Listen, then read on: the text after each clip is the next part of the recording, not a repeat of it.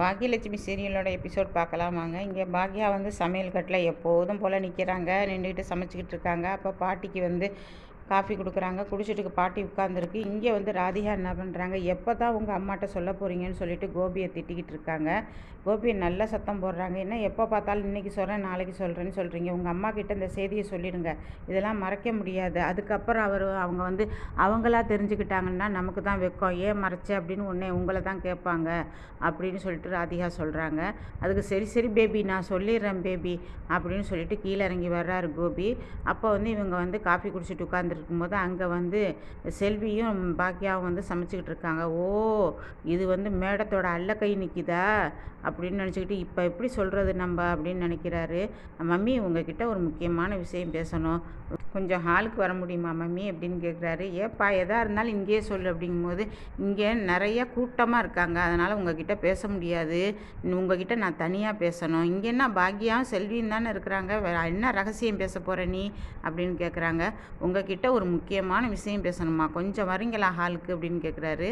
இங்கே என்ன பாக்கியாவுக்கு தெரியாமல் என்ன, பாக்கியாவுக்கு எல்லா விஷயமும் தெரியும், நீ இங்கே சொல்லு அப்படிங்கிறாங்க. என்ன தெரியுமா அப்படின்னு கேட்குறாரு. நான் வேறு விஷயம் சொல்ல போகிறேன் மம்மி, நீங்கள் கொஞ்சம் ஹாலுக்கு வாங்கங்கம்மா. பாக்கியா அப்படியே முறைச்சி பார்க்குது.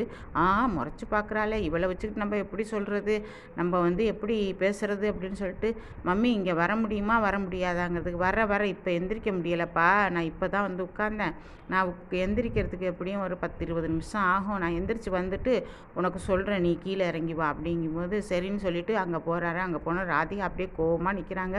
இப்போவும் சொல்லலையா, நான் தான் சொன்னேன்ல பாக்கியாவுக்கு தெரியும் இந்த விஷயம் சொன்னேன்ல, நீங்கள் சொல்லிட வேண்டியதானே, அது எப்படி அவளை வச்சுக்கிட்டு நான் சொல்ல முடியும், அவளையெல்லாம் வச்சுக்கிட்டு நான் சொல்ல முடியாது, அவளெலாம் நான் ஒரு மனுஷியாகவே நினைக்கல, மம்மி கிட்ட நான் தனியாக பேசுகிறேன், எங்கள் மம்மி என்னை புரிஞ்சுக்குவாங்க அப்படின்னு சொல்கிறாரு. இங்கே என்ன பண்ணுறாங்க, பாக்கியா எப்போதும் போல் கடைக்கு போகிறாங்க. கடைக்கு போயிட்டு கணக்கெல்லாம் பார்த்துக்கிட்டு இருக்கும்போது அப்போது வந்து கஸ்டமர் வந்து என்ன பண்ணுறாரு, சப்பாத்தி வாங்க வர்றாரு. லேட் ஆகிடுது. லேட் ஆகும்போது சாரி சொல்லிட்டு ராதிகா கொடுக்குறாங்க. அப்போ வந்து அமிர்தா கிட்ட சொல்கிறாங்க, இந்த மாதிரி வர்ற கஸ்டமர்கிட்டையெல்லாம் வந்து லேட் படுத்தக்கூடாது, நம்ம கடையில் இப்போ கூட்டம் அதிகமாக வருதுல்ல, அப்போ ஒரு கஸ்டமர் போனாலும் இவங்க போய் வெளியில் போய் சொல்லிடுவாங்க அமிர்தா அப்படின்னு சொல்லிட்டு எல்லா வேலைக்காரங்களையும் கூப்பிட்டு சொல்கிறாங்க. இந்த மாதிரி நீங்கள் இனிமேல் கஸ்டமர்லாம் வெளியில் வெயிட் பண்ண வைக்காதீங்க, அதாவது வெளியில் போய் அவங்க நம்மளை பற்றி சொன்னாங்கன்னா நம்ம கடையே நடத்த முடியாது தெரியுமா அப்படிங்கிறாங்க. அதோட வந்து அவங்கெல்லாம் சரிங்க பாக்கியாக்கா அப்படிங்கிறாங்க. இங்கே கோபி வந்து என்ன பண்ணுறாரு, குறுக்கொன்று நெடுக்காமல் நடந்துக்கிட்டே இருக்கிறாரு. அப்போ வந்து இது கேட்குறாங்க, ராதிகா வந்து கோபிக்கிட்ட கேட்குறாங்க, எதுக்கு இப்படி நடக்கிறீங்க, இல்லை அம்மா கிட்ட எப்படி ஆரம்பிக்கிறது எப்படி சொல்கிறதுங்கிறத மனசுக்குள்ளேயே நான் ஒரு ரிஹர்சல் பார்க்குறேன் ராதிகா அப்படிங்கிறாரு. அதுக்கு ஆமாம் பெரிய இந்த விஷயம், போய் பட்டுன்னு உடச்சி பேசுங்க அப்படிங்கிற